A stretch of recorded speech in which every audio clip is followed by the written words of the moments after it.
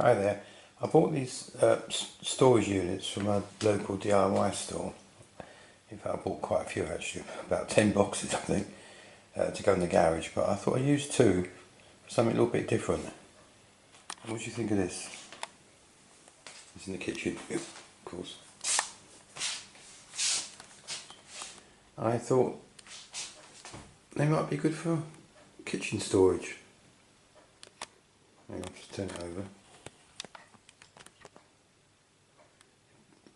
Join two together. You've got one nice deep one. We've got 4 shelves each, and it takes everything. Just like basically the overflow, but herbs, saucepans, pans, storage jars, everything. Just something else that you can do with storage units. And these are galvanised, which actually look a bit like, sort of, almost like chrome.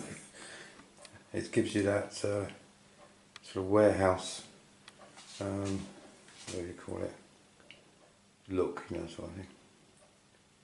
Anyway, thanks for watching.